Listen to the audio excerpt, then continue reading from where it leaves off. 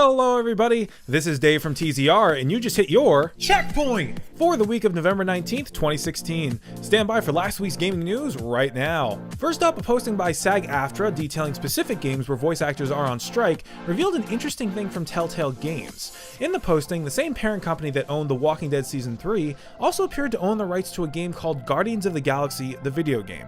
Given that Telltale owns the Walking Dead series and that a Telltale Marvel crossover has been teased before, this seems to be the game that they're working on. Hopefully this is true, and hopefully it has a dance minigame for this series' awesome soundtrack. Next up, Remedy Entertainment has taken to the Twitterverse and posted a short 20-second video with creative director Sam Lake introducing himself over and over again, followed by a weird jingle after it cuts to black. It is also shown that a new trailer is going to be dropping soon for this unannounced project. Our editor-in-chief, Justin Skirbo, seems to think that this is going to be the trailer for Alan Wake 2, but based on that weird jingle at the end, I think it could be anything from that to them deciding to resurrect Viva Pinata for Microsoft.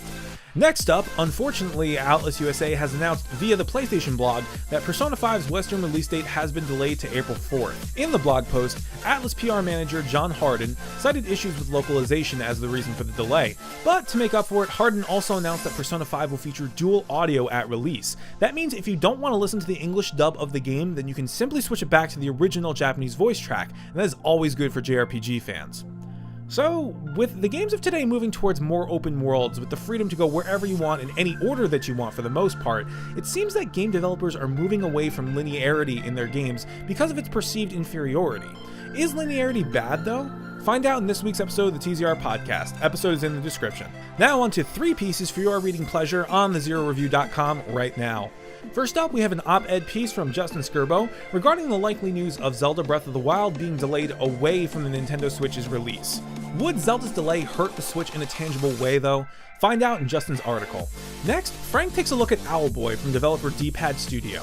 You should definitely check out the review, but I have to point out the tagline for the review that I assume Frank wrote. Frank, I call upon you to apologize for the shameless pun of, quote, worth owl the fuss, and acknowledge your grave mistake in making said pun. I mean, you're usually such a hoot man, what happened?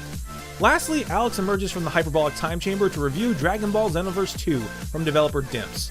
Does Dragon Ball Xenoverse 2 usurp the throne of the best Dragon Ball game ever from Dragon Ball Z Budokai? Nope, but you should definitely check out his review anyway. Okay, so that about wraps it up for this week. Thank you so much for watching, everyone. If you like this video, then please hit that like button for us. And if you want to see more awesome content from the TZR team, then please subscribe. Thanks again, and I will see you next week.